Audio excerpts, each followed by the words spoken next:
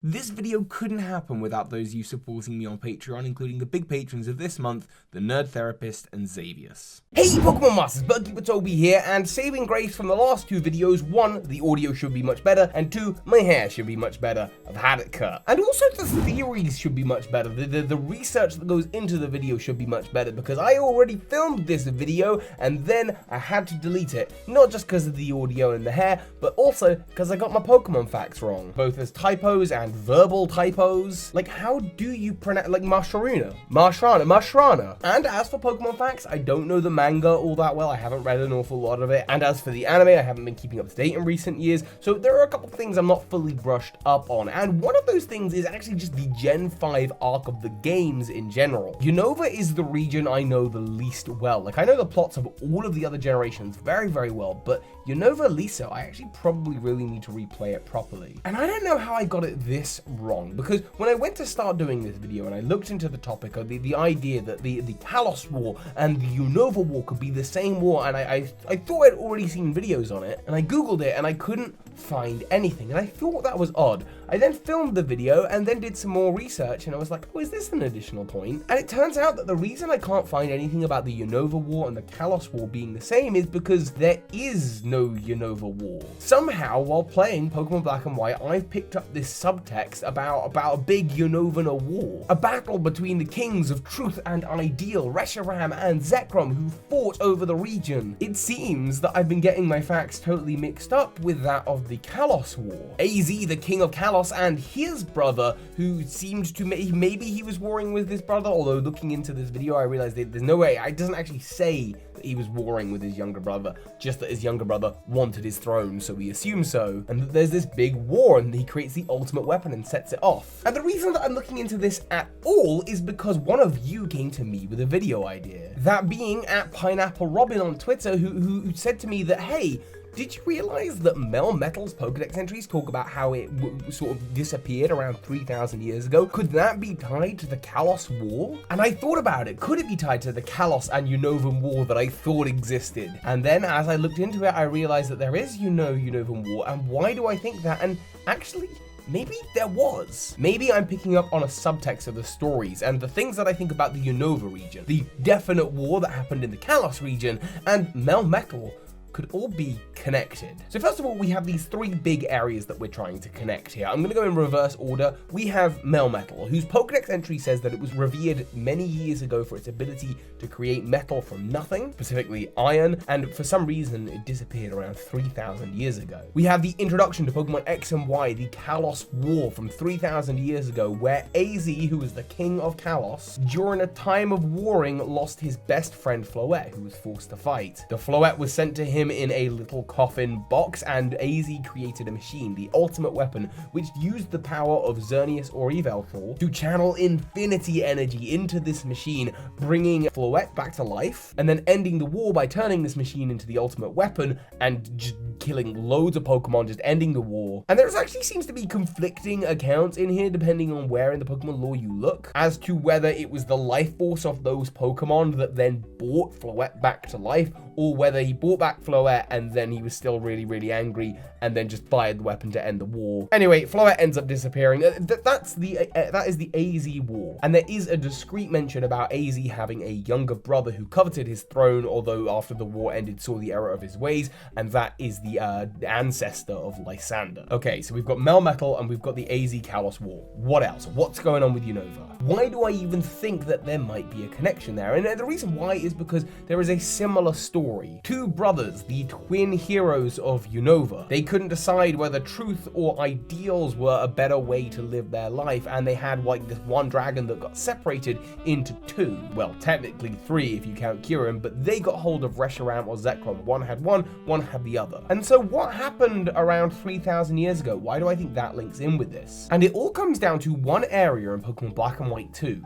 The Abyssal Ruins. The ruins of an ancient castle where you can find the plates of Arceus as well as a bunch of relic items, and some of these date back to 3,000 years. There's relic copper, silver, and gold, a band, a statue, a vase, and of course the most valuable item, a crown, which looks a lot like N's crown. This crown is the item that dates back 3,000 years. So back then, there was a crown being worn by someone, some king. On top of that, there's a bunch of other old structures in Unova. I don't know if you've noticed, but there are 3 castles in Unova. There's the Abyssal Ruins, there's N's castle, and there's the Desert Ruins, aka the Relic Castle, where you can find Volcarona. Volcarona actually provides a lot of insight as to what happened with that castle and that whole desert area. It seems that an ancient civilization once lived there, and that's referenced by the fact that there's Yamasks and Cofagrigus there, and these Pokemon are like deceased people. But Volcarona apparently in ancient times acted as a replacement for the sun when volcanic ash filled the air. Now that's going to be important later. However, the oldest standing structure in the whole of Unova is the Dragon Spiral Tower, a tower where the power of Zekrom or Reshiram was held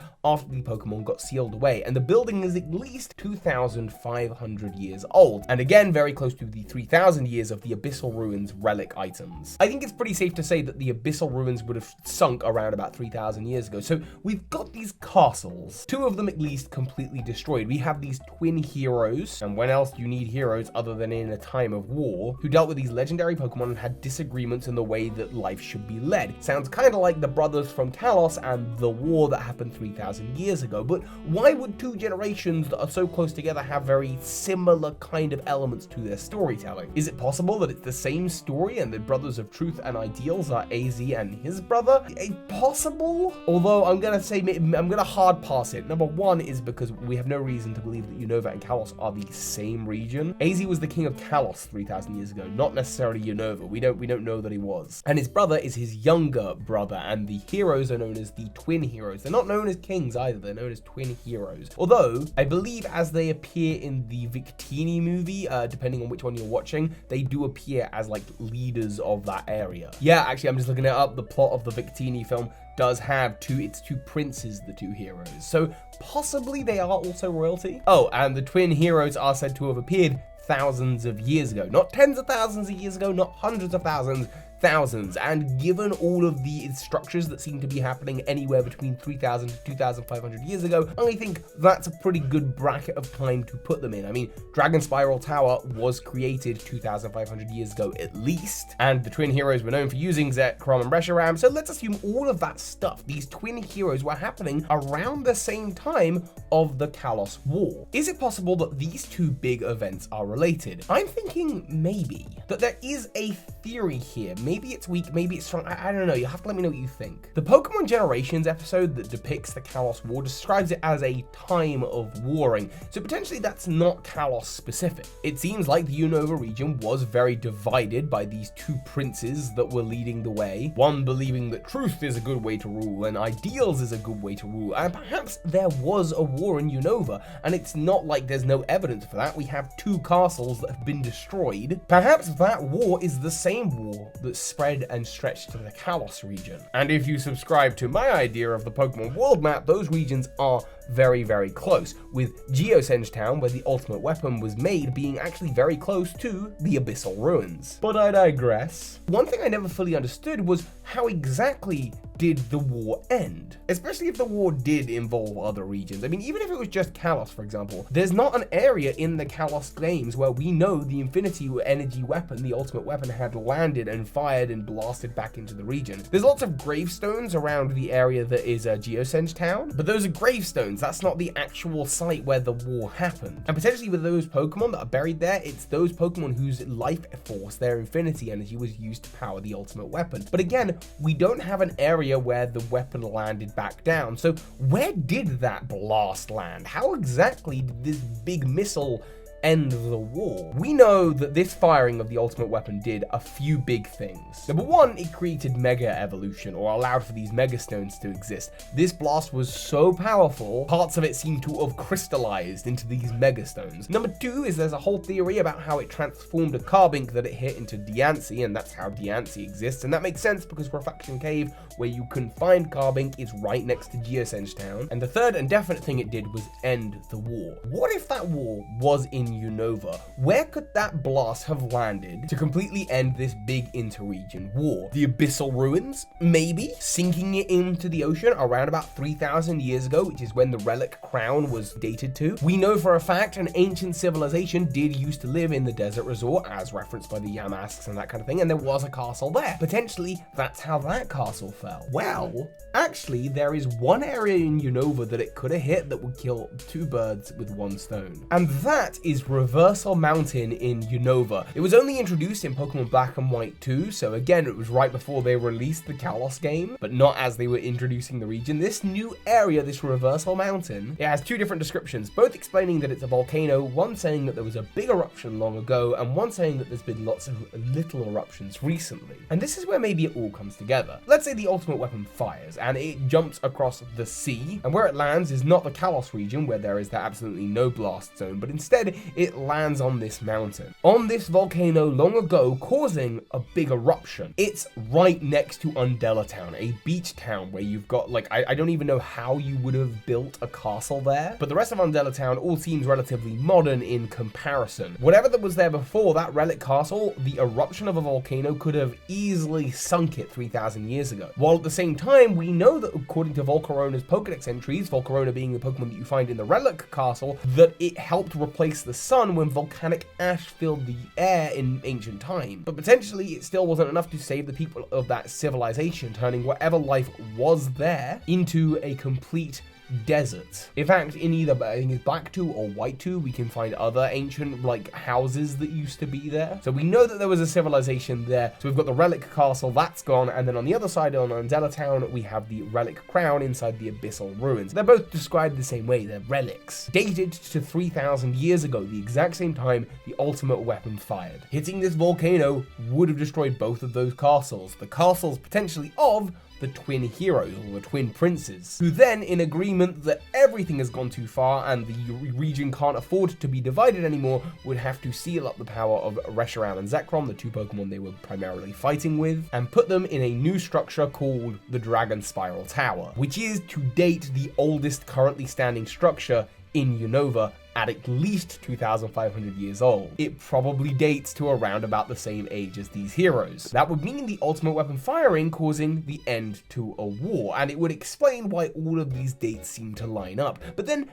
where does Melmetal come into this? Well, Melmetal might actually be the Pokemon that ties it together. Meltan and Melmetal are known for being ancient Pokemon, and they existed at least 3,000 years ago when they seemed to start disappearing. And similar to that theory that I mentioned about Carbink transforming into Diancie, I wonder if molten metal from that volcano could have been brought to life as part of the eruption with the infinity energy, the life force of Pokemon that was transforming stones into Mega Stones and transforming Carbinks into Diancies. Whether that same energy could have brought to life some of the molten metal inside the volcano, turning it into Meltan. Obviously, you would think that would mean that Meltan would be a Generation 5 Pokemon, but this is a Pokemon theory. But if that was true, it would all make sense, because Meltan has only started reappearing since 3,000 years ago, again very, very recently. And according to the description in Pokemon Black 2, the mountain, the volcano, has been all of a sudden been grabbing headlines for many recent eruptions, perhaps reawakening some of those Meltan that have been asleep for the last 3,000 years. Meltan is said to be made of mercury, which is a molten metal that comes from Cinnabar that can be found in volcanoes. Heck, Cinnabar Island, it is a volcano, and it is in fact where Meltan and Melmetal are being researched in Pokemon Let's Go Pikachu and Eevee, or at least that's where you can find the master trainers for them. They're linked to Cinnabar Island, they are linked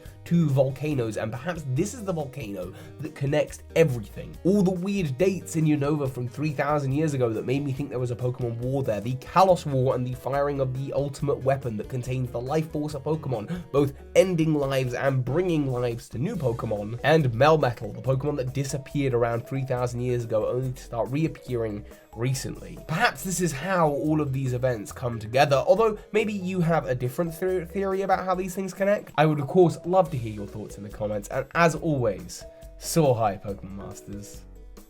This is Ash Ketchum. You just watched a video by Bird Keeper Toby. That makes you